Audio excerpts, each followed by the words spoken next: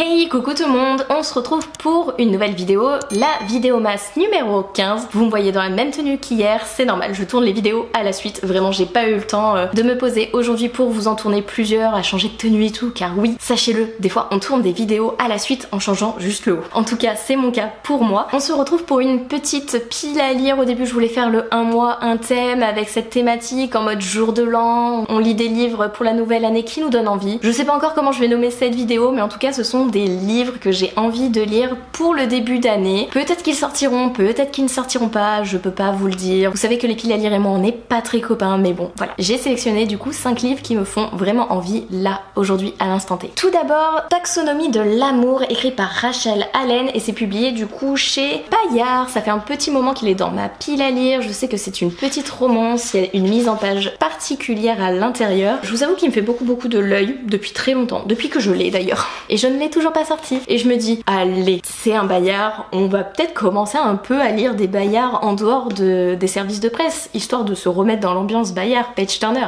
voyez-vous. Je vous lis le résumé. Chose à savoir sur Hop Birdsong, désolée si je prononce mal. Ma nouvelle voisine, je suis sûre à genre 80% qu'elle a des pouvoirs magiques. Elle fait peur à des brutes 2 fois plus grandes qu'elle, elle aime grimper aux arbres, ses cheveux sentent le chèvre-miel en fleurs, et elle ne se moque pas de mon syndrome de la tourette. Chose à savoir sur Hop, elle ne sera jamais amoureuse de moi. Il n'a fallu que quelques heures à Spencer pour arriver à ses conclusions. Mais il y a aussi une chose à savoir sur lui. Après avoir rencontré Hop, sa vie ne sera plus jamais la même. Je me souviens pourquoi je l'avais pris, le syndrome de la tourette m'intéresse beaucoup, je ne l'ai jamais lu en livre, et moi je sais qu'il va y avoir une petite histoire d'amour entre ses protagonistes. En tout cas, il me fait beaucoup envie, j'adore la couverture, j'adore le résumé, j'adore la mise en page. Je sais pas ce que j'attends pour me plonger dedans depuis tout ce temps qu'il est dans ma pile à lire, je ne sais pas. Le deuxième livre qui me fait vraiment envie, c'est parce que j'ai terminé le premier tome récemment et que je suis en mode je peux pas attendre 10 000 ans pour lire la suite. Il s'agit du second tome de Elle et le feu, donc Elle et la cendre de Alice Doublière, publié chez Hachette. Il est plus petit que le second tome, il me semble que c'est une duologie si je dis pas de bêtises, normalement oui, et j'ai envie de savoir la fin. J'ai envie de savoir comment va finir Alia, Effia et Sibylle. J'ai envie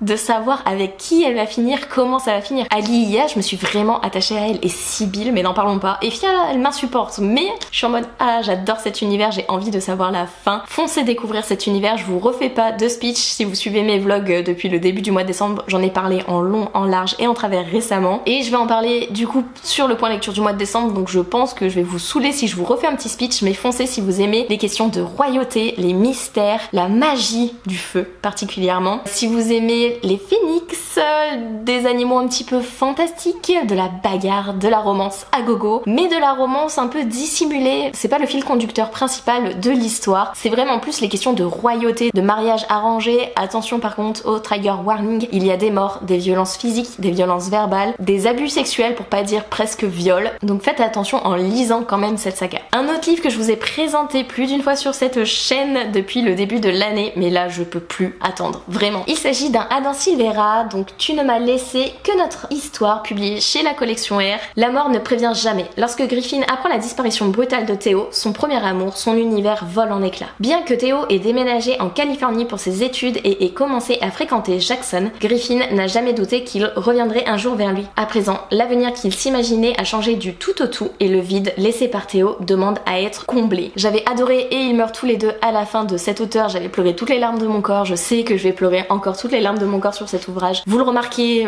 sûrement dans les dernières vidéos, là j'adore les romans où j'ai envie de pleurer en fait. Les romans qui me font pleurer, les romans qui parlent de deuil, d'acceptation, de cheminement, des étapes du deuil et tout. Je suis en mode j'adore, je veux ça. Je veux lire que ça en ce moment. Et je me dis que celui-ci d'Adam Silvera ira très bien. À force que Terry m'en parle en long, en large et en travers, j'ai craqué pour un livre de son autrice favorite et je vous avoue que du coup j'ai envie de le sortir rapidement. Il s'agit de Bretzel Break de Maëlle Dessart et c'est publié chez Slalom. Je vous lis la phrase d'accroche. Je n'ose même pas jeter un regard vers le miroir. Inutile, je peux te dire, si tu le souhaites, tu ressembles à un bonhomme Michelin. Je sais que ça va parler un peu de l'image de soi, de l'estime de soi, de rondeur, je sais pas trop s'il va avoir des notions de grossophobie ou pas, je ne sais pas. En tout cas, il m'intrigue beaucoup, il est tout petit, vraiment, je m'attendais pas à ce qu'il soit si petit. On m'a dit que Maëlle Dessart savait mettre pas mal d'humour dans ses ouvrages, donc à voir. Terry m'en a tellement parlé, me l'a tellement bien vendu qu'il va prochainement sortir. Vraiment, lui il est dans un coin de ma tête en mode toi je t'oublie pas dans pas longtemps. Et le dernier livre qui me fait envie, c'est parce que le deuxième tome et dernier tome d'ailleurs de cette duologie est sorti. Il s'agit de Divine Rivalité de Rebecca Rose, publié chez De Saxus. Et je vous avoue que je voulais lire le premier avant d'acheter le deuxième tome, mais si je mets trop de temps à lire le premier tome pour acheter le second tome, j'achèterai le second tome quand même parce qu'il me fait beaucoup envie. Mon amie Laura en plus elle m'en a reparlé et elle a dit que c'était trop bien, donc du coup je vais foncer.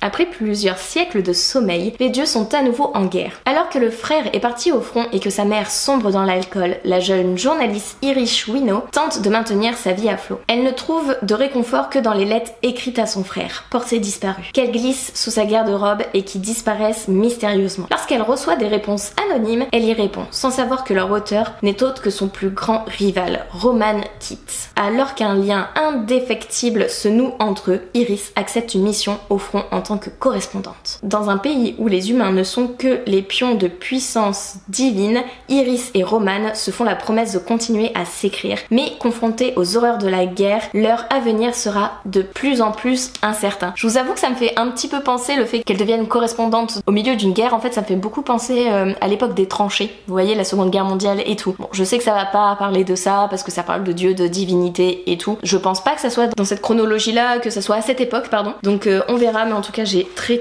hâte. J'adore le fait qu'on parle de correspondance, d'échange et tout, et c'est ça qui m'a hypée. Parce qu'au début j'étais en mode non je le prends pas, ça parle de divinité, de dieu etc, c'est pas pour moi. Et en fait ben l'échange de lettres a fait basculer la balance. Et c'est aussi Laura raconte l'histoire, et c'est aussi Gladys, les pépites de Gladys il me semble, qui en ont parlé sur leur réseau, et j'étais en mode vous pitchez trop bien ces ouvrages, je veux les lire de quoi. On fait comment? Et ben on fait qu'ils sont dans ma pile à lire et qu'ils vont prochainement sortir, en tout cas j'espère en ce début d'année. Il me fait bien envie, j'avoue que peut-être au mois de janvier il va sortir, ou peut-être un petit peu avant. À voir. Voilà, j'espère que cette vidéo vous aura plu avec ces 5 titres qui me font envie. Je pense vraiment que ça va être la vidéo un mois, un thème du mois de décembre, parce que je vois pas sur quelle thématique partir. Vous allez voir des piles à lire de Noël en long, en large et en travers. Moi la première je vais en faire une pour l'hiver, j'en ai fait une pour le mois de décembre où j'ai pas mis des romances de Noël forcément, mais du coup avec des ouvrages en rapport avec la saison et tout. Du coup je me suis dit allez, on va partir sur le nouvel an, même si c'est sur le 1er janvier, c'est aussi à cheval avec le 31 décembre. On va partir là-dessus, partir sur de renouveau, partir sur des livres qui me font envie pour la fin d'année, début d'année. Voilà, la thématique du un mois, un thème, elle est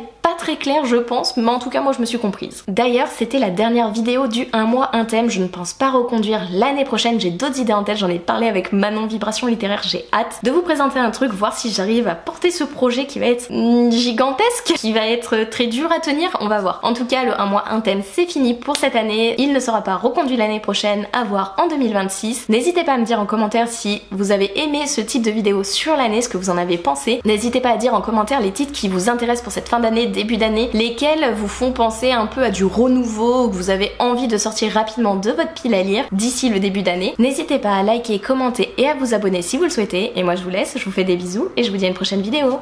Bye!